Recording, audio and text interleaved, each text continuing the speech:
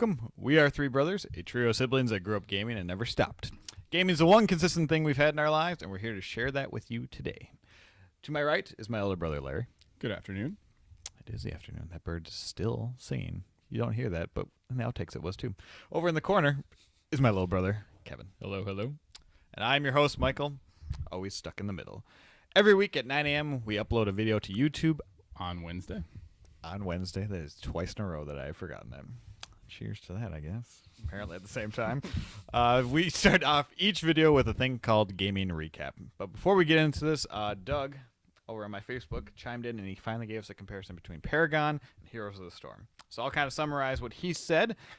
So Paragon, you actually have to aim your attacks versus in most MOBAs you click on all your attacks, your special attacks like that. So it's a little bit different that way. You have a card deck to help. That's your items in the game. So you can customize your character to get more attack, more damage, more health.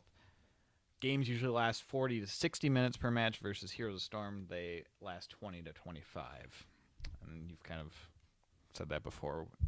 And then also Heroes of Storm, you share experience versus on your team versus Paragon. All the rest you level up individually. So kind of interesting. There's only 8 heroes so far in Paragon, so I'm sure they'll be adding more, but it's only in alpha, actually. I forgot about that.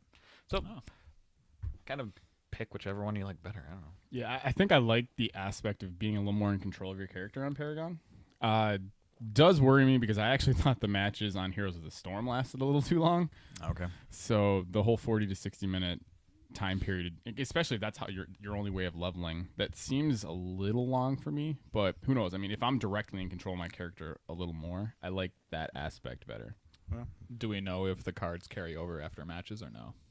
Yeah, I think you unlock some, even from the little bit that I played. I think from my second match, I had a different card. That's cool, because I don't like MOBAs because usually everything resets. So that's pretty neat. Yeah, there's stuff like I know that has to reset. Well, yeah, I mean, like does it? moves. Yeah. Well, actually, oh yeah, for every level you level up. That makes sense. Yeah, because you level up overall, but you didn't also level up kind of just gradually as the match goes on. Yeah. So, all right. Cool. Thank you, Doug. Appreciate that, like always. So, who wants to start with their game news? We'll do Kevin again. Gaming recap. Game recap. Yeah. Well, obviously I'm still playing Dark Souls, but I won't bore people with that because we've been talking about that the past 2 weeks. I purchased The Order for $8, and Nice. graphically it is the most beautiful game on the PS4 by far. Nothing even comes close to comparing to it. Really? Yeah. Yeah. Like Witcher 3 doesn't hold a candle to it. Oh. The acting's really great. I don't know. The shooting, what bothers me the most about it is just, and what everyone's said in the past, is that your guns, like, it doesn't feel like when you shoot someone, there's, like, impact. So it took me out of it, so I stopped playing it for a little bit, but I'll get back into it.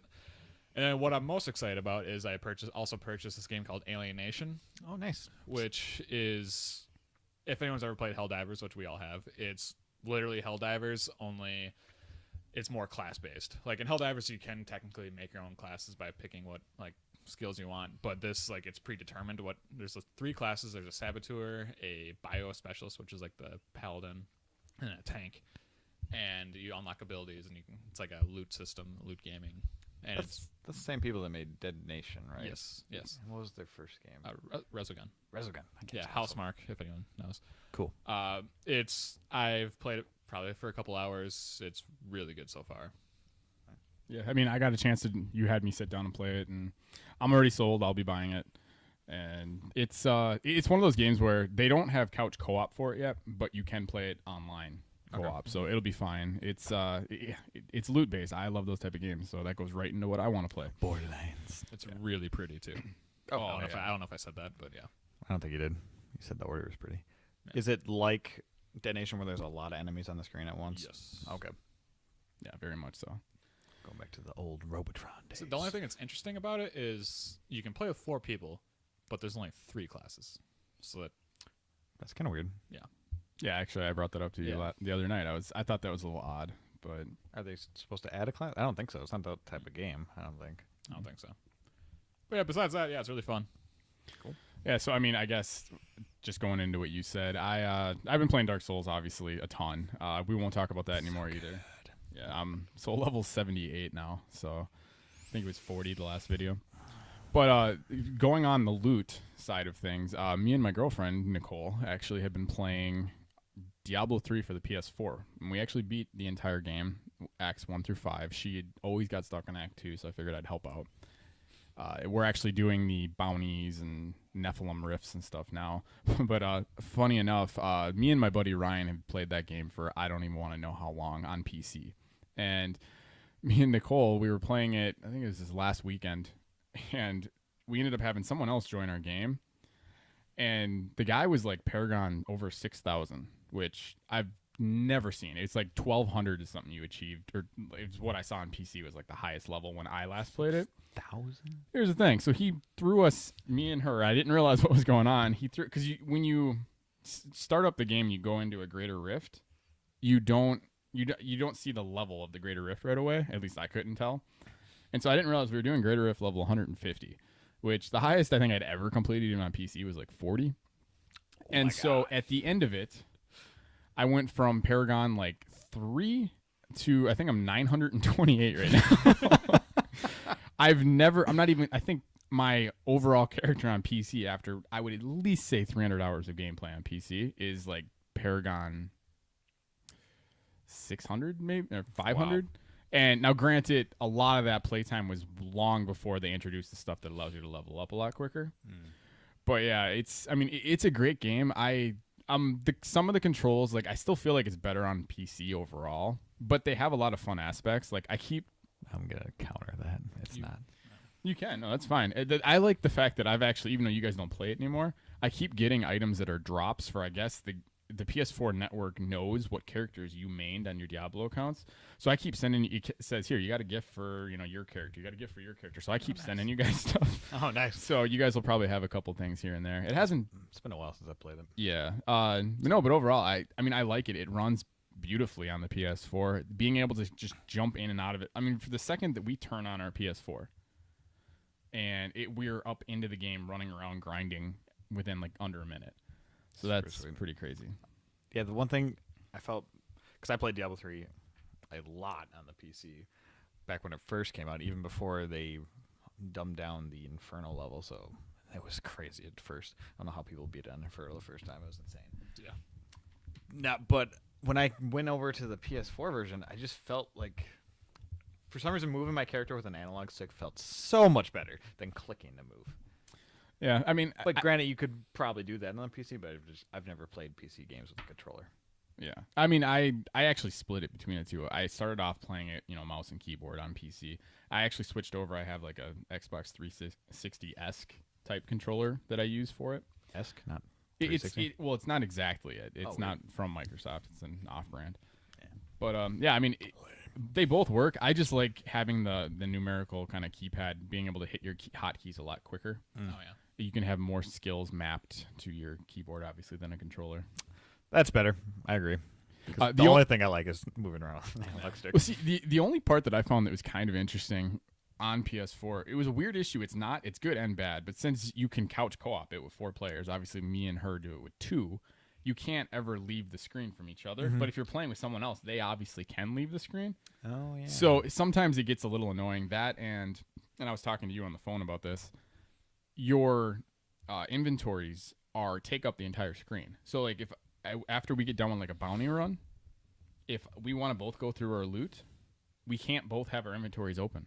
I have to do mine first, and then she has to do hers. Oh, and that's, I bring up the whole quality of life thing quite often on this podcast, but that's another one. Yeah, it should be half screen. I forgot because I play with Ben, but we have two separate TVs. Yeah. But yeah, that's about it. Mm-hmm. So obviously I've been playing Dark Souls 3 too. Actually, I've only played it one more game day, so I think I'm almost close to 15 hours. So level 40. Haven't even beat one Lord of Cinder. I'm gonna talk just a smidge about one area of the game. So you go down to this one spot, and then that wows me still. Like this huge giant's just sitting there. And I was just like, this is awesome. And so I go down to like this sewer type place, and then I make my way through, and there's 2 giants. So I go into this one room.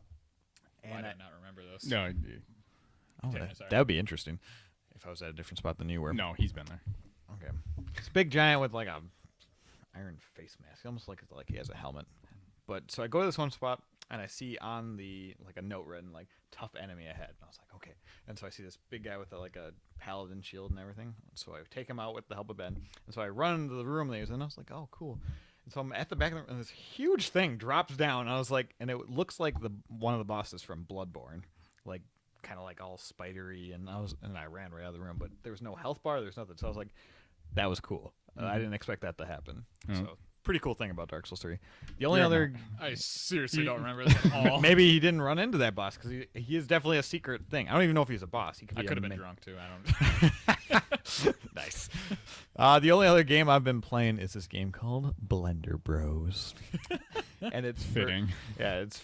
Actually, I didn't even think about that. And it's for the Game Boy Advance, and it came out in 2001. I'm just going to read you a description somebody made for it because it's awesome. Leap into the future as Blender, leader of the Cosmo Keepers, and use his super long ears to grab items, fight, and fly. Clear multiple levels on different worlds, collect mini bros, use their power-ups, and defeat the Zooligans. 20 mini bros to find and collect and trade 7 different planets and with unique environments and surprises. So far, it's actually really fun. I think I've beaten through 4 planets, and I've only played it maybe about 4 times so far. What's it on? Game Boy Advance. Okay. And you literally are a dog-looking guy, and it's pretty funny because when you climb ropes, he just climbs it with his ears instead of his hands. It's just so hilarious. He like goes on this wheel sometimes, and he flies up, and he's got these. Gosh, it's clever.